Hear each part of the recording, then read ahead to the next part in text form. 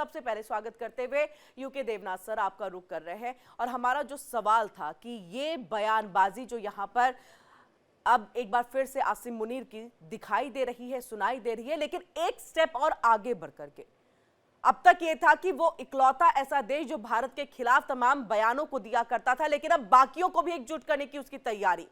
तो क्या ये भारत के खिलाफ सब षड्यंत्र रचा जा रहा है?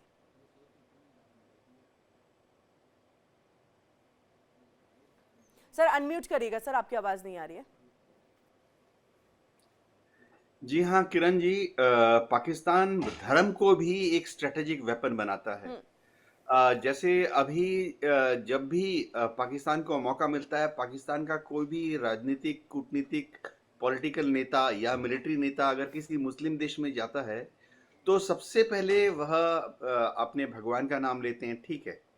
लेकिन उसके बाद वह जो अपना बाकी बयान है उसको इस तरह से तोड़ मरोड़ के बनाते हैं कि दुश्मन देश पाकिस्तान का जो मित्र मुस्लिम देश है, जैसे अभी वो गए हुए हैं लीबिया, तो लीबिया के जो आम आवाम है, लीबिया के जो लोग हैं, वह सोचे कि वाकई पाकिस्तान का एक बहुत बड़ा कट्टर दुश्मन है हिंदुस्तान, जबकि ऐसी बात है नहीं।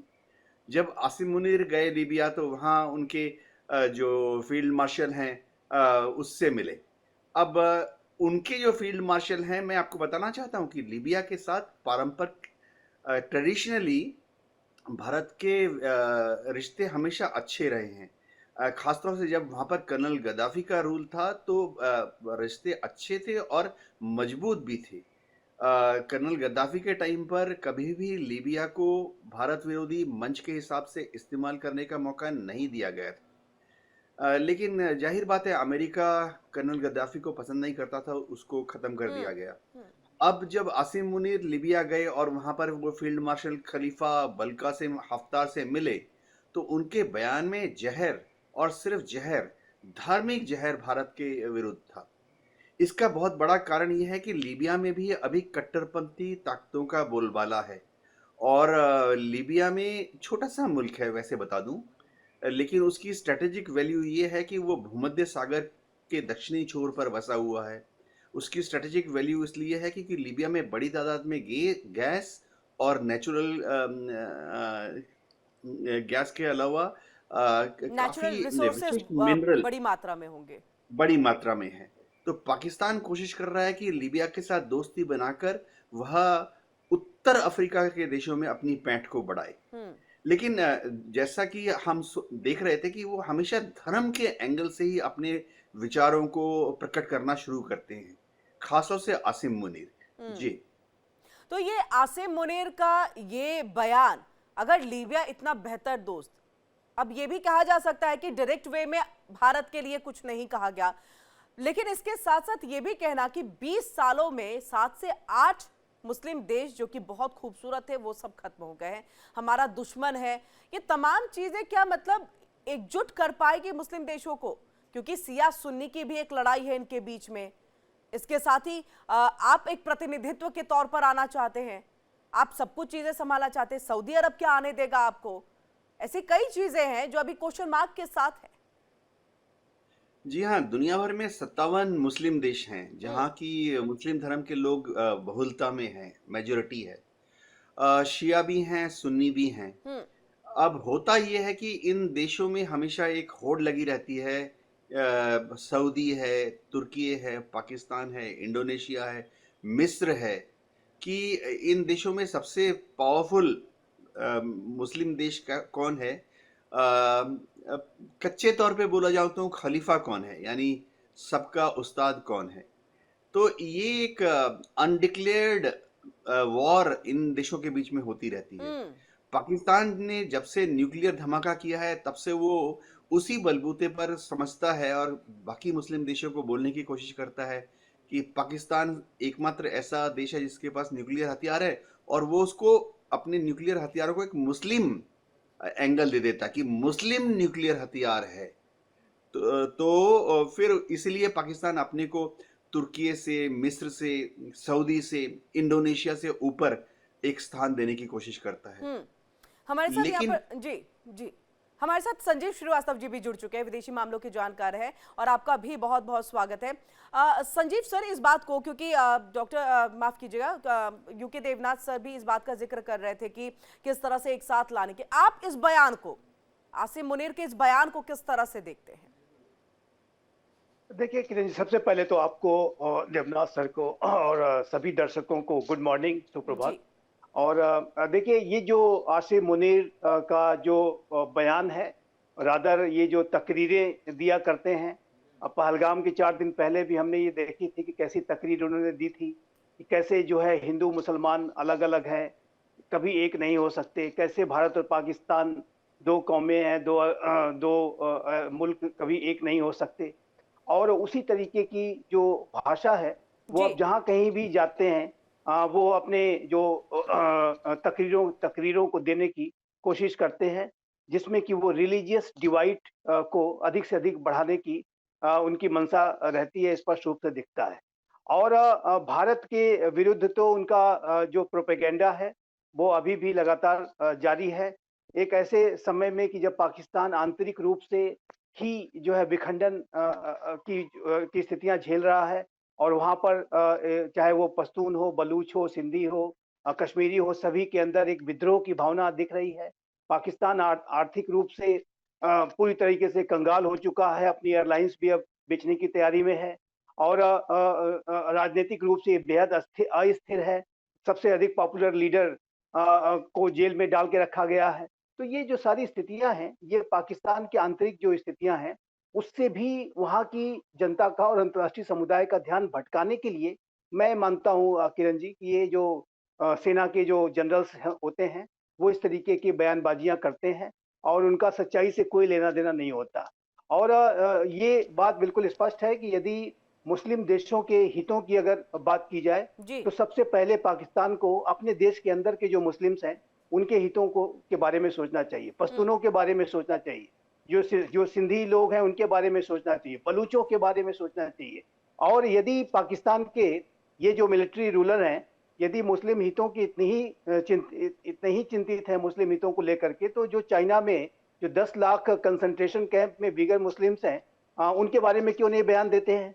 मुझे अच्छी तरह से याद है किरण जी कि पाकिस्तान के प्रधानमंत्री इमरान खान तब हुआ करते थे, और इमरान खान से एक साक्षात्कार के दौरान किसी पत्रकार ने पूछा कि आपको वीगर मुस्लिम्स के बारे में क्या कहना है। जी तो उन्होंने कहा कि इसके बारे में मैंने पढ़ा नहीं है, इसके बारे में मुझे अभी स्टडी करनी है, मैं जानता नहीं हूँ कि क्या है वहाँ पे स्थिति क्या नहीं है।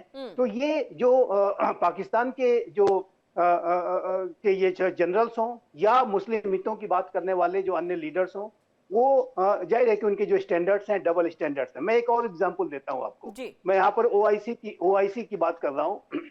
ओआईसी के जो लीडर्स हैं, गाजा में जो मुस्लिम्स हैं उनके ऊपर जो अत्याचार वगैरह की विषय को हमेशा वो उठाते हैं, और ये सच है कि गाजा में ह्यूमैनिटेरियन क्राइसिस बहुत ही जबरदस्त हुई, बहुत ही भयानक भयंकर हुई, चाहे वो बच्चे हों चाहे महिलाएं हों, उसमें सबसे ज्यादा मारे गए। और ये कोई छुपा नहीं है, ये पूरी दुनिया जानती है कि वहां पर एक बहुत अमानवीय जो स्थितियां हैं वो बनी इजराइल हमास युद्ध को लेकर के। लेकिन ये जो ओआईसी के जो राष्ट्र हैं, वो इसके बारे में तो कागजी स्टेटमेंट जरूर जारी करते थे कि हम इसकी निंदा करते हैं वगैरह वगैरह, और ह्यूमैनिटेरियन क्राइसिस होनी चाहिए थी। लेकिन जो पड़ोसी जो गाजा के आसपास के जो क्षेत्र हैं, जो इजराइल के आसपास के जो राष्ट्र हैं, उन्होंने अपने दरवाजे कभी भी जो है इन लोगों के लिए नहीं खोले, हमेशा दरवाजे अपने बंद रखे। ये जरूर था कि इलाज वगैरह के लिए वो व्यवस्था कर देते थे और कुछ ह्यूमैनिटेरियन एड वगैरह भी भेजते थे, ये बात सच है। लेकिन जब ये कहा गया कि यदि आप इतनी चिंतित हैं तो आप उन लोगों को अपने यहाँ बसा लीजिए, जॉर्डन है और इजिप्ट है, वो सारे जो राष्ट्र हैं, चाहते तो अपने दरवाजे खोल सकते थे, लेकिन उन्होंने नहीं खोला। तो ये जो पूरी स्थिति है कि आप क्या बात करते हैं और क्या कहते हैं, उसमें बहुत अंतर दिखाई देता है। बहुत और अंतर पाकिस्तान की जी पाकिस्तान की मैं बात करूं तो पाकिस्तान इस समय जो है उसके मंसूबे तो एक जाहिर है कि अपने प्रभाव को जो बढ़ाने के लिए होते ही हैं, लेकिन ये और उसकी जो आंतरिक स्थितियां हैं उसकी वजह से ही से वो उन राष्ट्रों में जा करके और वहां पर मुस्लिम हितों की बात करके वो अपने लिए कुछ फायदा लेना चाहता है। लेकिन पाकिस्तान दो नावों की सवारी भी करता हुआ दिखाई देता है।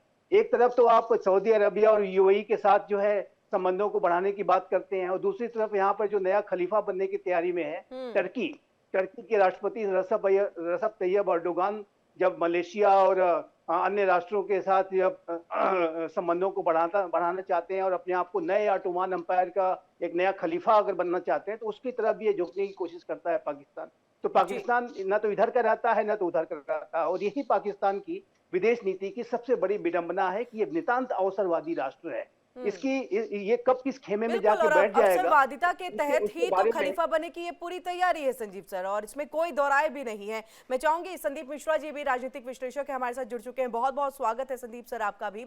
और संदीप सर, इस बात को क्यों आगे बढ़ाते हुए कि खलीफा बनना है, दो नावों की सवारी कर रहे हैं, लेकिन बयानों को हम हल्के में नहीं ले सकते क्योंकि हमने पहलगाम देख लिया है, ऑलरेडी हम भुक्त भोगी हैं। अब ऐसे में ये जो बयान दिया गया, भले ही सऊदी अरब, यूएई, लीबिया के साथ जिस तरह से यूके देवनाथ सर ने भी कहा कि बहुत बेहतर रिश्ते हैं भारत के, लेकिन ये कब पलट जाए पता नहीं चलता।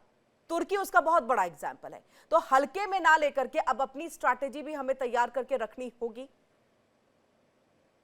देखिए, हमें तो अपनी स्ट्रेटजी तैयार हमेशा रहती है, और हमारे रक्षा विशेषज्ञ बैठे हुए इस मामले पे बिल्कुल स्पष्ट होंगे, क्योंकि हम लोग तो पाकिस्तान को कतई ट्रस्ट करते ही नहीं। किसी भी मामले में जो है कभी भी वो धोखा दे सकता है, और पाकिस्तान ही नहीं, हम अपने कुछ खास मित्रों को भी ट्रस्ट नहीं करते आज की तारीख में, जिनसे हम कभी गले मिल करके फोटो खिंचवाते हैं, सब कुछ करते हैं, क्योंकि उनका भी कोई स्टैंड क्लियर नहीं है कि कब वो पलट जाए। तो हमने अपने विदेश नीति में, रक्षा नीति में देखा है कि कुछ लोग हैं जो अचानक मौका देख करके पलट जाते हैं, और कुछ लोग हमारे साथ ट्रस्टेड एंड टेस्टेड हैं। तो जो लोग हमारे साथ ट्रस्टेड एंड टेस्टेड हैं उसके साथ तो हम चलते हैं, लेकिन ऐसे लोगों को कभी हम अपने स्ट्रेटजी का हिस्सा नहीं बनाते। मैं विषय पे आता हूँ किरण जी, कि मामला क्या है कि एक आदमी को बीमारी होती है सुरमा बनने की। पाकिस्तान जब देश बना, एक खंड बना कि उसको मुस्लिमों को सुरमा बनना है, और वह बीमारी उस स्थिति में भी बनी हुई है जब वो भिखारी बन चुका है। और फील्ड मार्शल जो कहते हैं ना कि पीटने के बाद किसी को फील्ड मार्शल की उपाधि मिली है, और जब उसको अमेरिका का राष्ट्रपति डिनर खिला देता है तो उसको खुद ही फील होने लगता है कि मैं बहुत बड़ा फील्ड मार्शल हो गया हूं।